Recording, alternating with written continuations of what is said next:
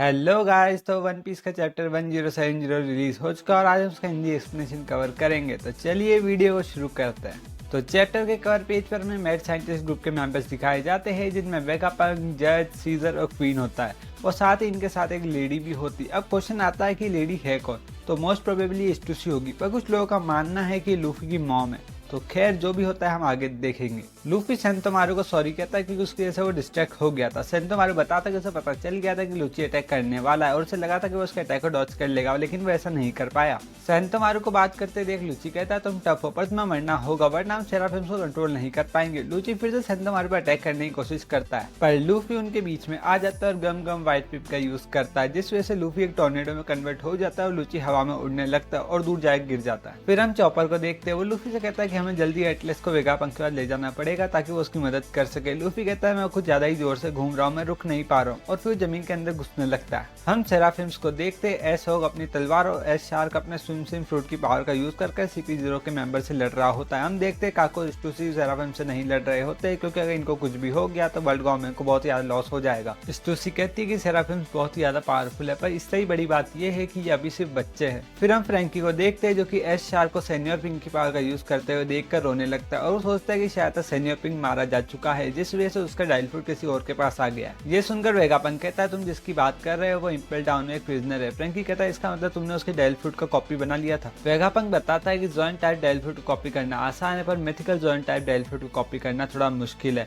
और ये कंफर्म नहीं है कि इनको अवेकन किया जा सकता है या फिर नहीं। इसके बाद वेगापंक बताता है कि पैरामीशिया टाइप डायल फ्रूट को कॉपी करना भी आसान है, क्योंकि उनमें सिर्फ हमें यूजर का लीनियज फैक्टर चाहिए होता है। तुम ये सेराफिम्स में देख सकते हो जिनमें मैंने ग्रीन ब्लड का यूज करा है जिसमें लीनियज फैक्टर है। रही बात लुगिया टाइप डायल फ्रूट की, उनको कॉपी करना बहुत ज्यादा मुश्किल है और मैं उन्हें कॉपी नहीं कर पाया। इसके बाद हम एस स्नेक को देखते जो कि बोआ हैंकॉक की पावर का यूज करके CP0 के मेंबर को स्टोन बना रही होती है और एस बियर के पास भी कुमा जैसी पावर होती है। वेगापंक कहता है कि सेराफिम्स मोस्ट पावरफुल बीन है। नामी कहती अच्छा तो इसलिए वॉरलॉर्ड के सिस्टम को हटा दिया गया था। उसब कहता है तुम्हें पता भी है तुमने क्या बना दिया है। सांजी और रॉबिन भी कहते हैं ये सिर्फ नेवी के वेपन्स है जो हमारे लिए खतरा बन सकते हैं। हम फिर से लूची को देखते हैं जो कि सेंटोमारू पर अटैक करने की कोशिश करता है, पर इस बार लूफी अपने फेस को बहुत ज्यादा बड़ा कर लेता है और लूची को खाने की कोशिश करता है, पर लूची उसके अटैक को डॉज करता है और लूफी के मुंह में पत्थर चल जाते हैं, पर लूफी उन पत्थर को भी ना बुलेट्स की तरह इस्तेमाल करता है। पर लूची उनसे बचकर लूफी पर अटैक कर देता है और लूफी जाकर एक पाइपलाइन से टकराता है। लूफी अपनी पावर का यूज करके उस पाइप को भी रबर बना देता है और उसे एक लॉन्चर की तरह यूज करता है और खुद को लूची पर लॉन्च कर देता है। हम देखते हैं लूफी अपनी इमेजिनेटिव पावर का यूज कर एक गॉगल क्रिएट करता है और लूची पर व्हाइट रॉकेट का इस्तेमाल करता है। लूची इस अटैक के बाद बहुत ही ज्यादा डैमेज हो जाता है और वो अपनी कॉन्शियसनेस खोने लगता है। फिर हम एस स्नेक को देखते हैं जो कि चॉपर और जिनबे को गाइड कर रही होती है और वैक्यूम रॉकेट की तरफ लेकर जाती है। जिनबे एस स्नेक को थैंक यू बोलता है, कहता है तुम्हारे काइंड वर्जन को देखकर अच्छा लगा। एस स्नेक शर्मा जाती है और कहती है ऐसा कुछ भी नहीं है, मैं बस मेरे ऑर्डर को फॉलो कर रही थी। फिर हम सेंटोमारू को देखते हैं जो कि लूफी को वहां से जाने को कहता है और कहता है कि तुम वेगापंक को इस आइलैंड से सही सलामत बाहर निकाल लेना। लूफी वैक्यूम रॉकेट की तरफ जाता है और लूफी के गियर फायर की पावर खत्म होने के बाद वो एक बुड्ढे की तरह दिखने लगता है। बोनी होश में आ जाती है और वेगापंक को ढूंढने लगती है और वो लूफी को देखकर कहती है कि ये कौन है। जिनबे कहता है कि ये बहुत लंबी कहानी, अभी के लिए तुम बस ये जान लो कि ये लूफी है। और वो लोग 32 सेकंड्स में लैब में पहुंच जाते हैं। सीन शिफ्ट होता है और हम सेंटोमारू को देखते हैं और वो बेहोश होता है। अभी के लिए कंफर्म नहीं है कि ये मरा है या नहीं, पर सेराफिम्स का कंट्रोल CP0 के पास आ चुका है। हम लूची और स्टूसी को देखते हैं, वो बात कर रहे होते हैं कि मरीज ने ऑर्डर दिया है कि हमें यहाँ पे ही रुकना है। लूची कहता है अगर हम यहाँ पे वेट करते रहे तो स्ट्रॉयड्स भाग के निकल जाएंगे। हम सांजी के ग्रुप को देखते हुए वेगापंक उन्हें बताता है कि वर्ल्ड गवर्नमेंट मेरे पीछे पड़ी है और मुझे मारना चाहती है, इसलिए मैं तुम्हारे साथ इस आइलैंड से निकलूंगा। वो लोग बहुत ही ज्यादा एक्साइटेड हो जाते हैं, पर नामी इसके अगेंस्ट होती है। फिर हम लूफी के ग्रुप को देखते हैं, एटलिस की मदद करने के लिए वहाँ पर रिसर्चर्स आ जाते हैं। बॉनी बहुत ज्यादा गुस्से में होती है और वेगापंक को ढूंढने के लिए जा रही होती है। चॉपर कहता है तुम कहाँ पर जा रही हो। बॉनी कहती है इस बार मैं वेगापंक से मेरे डैड को पहले की तरह करा के रहूंगी और अगर वो ऐसा नहीं करेगा तो मैं उसे मार दूंगी। फिर सीन शिफ्ट होता है, हम किजारू को देखते हैं, वो एक मरीन फ्लीट को लेकर आइलैंड की तरफ आ रहा होता है। किजारू कहता है अच्छा तो स्ट्रॉ हेड्स वेगापंक की मदद कर रहे हैं। वो सोच रहे होंगे कि वो एगेड आइलैंड से आसानी से निकल जाएंगे, पर उन्हें पता नहीं है कि एक सरप्राइज उनका वेट कर रहा है। और ये चैप्टर भी यहीं पे खत्म हो जाता है और हो सकता है कि हमें अगले चैप्टर में किजारू वर्सेस लूफी देखने को मिल जाए। और ये इस साल का आखिरी चैप्टर था, तो अब हमें अगले चैप्टर का इंतजार करने के लिए अगले साल तक वेट करना पड़ेगा,